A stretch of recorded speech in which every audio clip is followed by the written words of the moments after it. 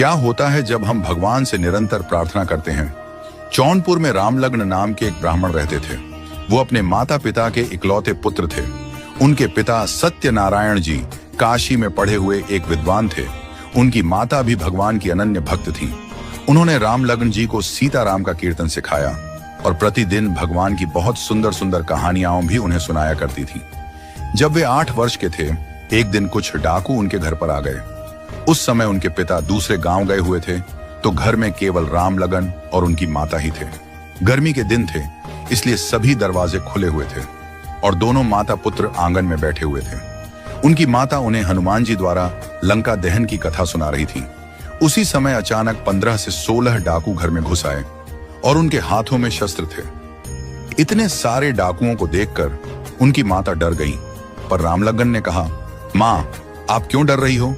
देखिए, अभी हनुमान जी लंका जला रहे हैं। आपने कहा था कि वो सबकी रक्षा करते हैं, तो क्या हमें नहीं बचाएंगे? मैं अभी उन्हें पुकारता हूं। रामलग्न जी ने निर्भय होकर यह बात कही, पर माता तो भय से कांप रही थी।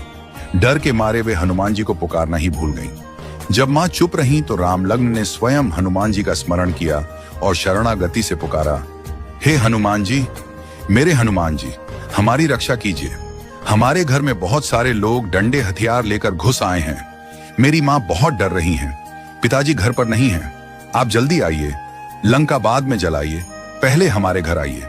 कुछ ही क्षणों में एक विशाल वानर दहाड़ते हुए घर में कूद गया। डाकू उस पर लाठी चलाने लगे, पर उसने 2-3 डाकुओं को पटक कर गिरा दिया। अब डाकुओं का सरदार सामने आया। उस वानर ने उसे घेर कर उसकी दाढ़ी पकड़ ली। इतनी जोर से खींचा कि वह बेहोश हो गया। फिर बाकी डाकुओं ने अपने सरदार को कंधे पर उठाया और भाग खड़े हुए। रामलग्न और उनकी माता उस दृश्य को देखकर आश्चर्यचकित रह गए। डाकुओं के भाग जाने के बाद वानर भी वहां से लुप्त हो गया। रामलगन ने अपनी मां से कहा, देखा मां, हनुमान जी आए और हमें बचाया। जैसे ही मैंने उन्हें पुकारा, वे तुरंत आए और सारे बदमाशों को मारकर भगा दिया। मां की भी आश्चर्य और हर्ष से आंखें भर आईं। जब गांव वालों ने यह बात सुनी तो वे भी चकित रह गए।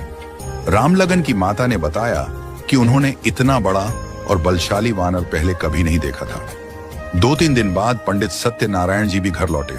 जब उन्होंने यह कथा सुनी तो उन्हें भी बड़ा आश्चर्य हुआ।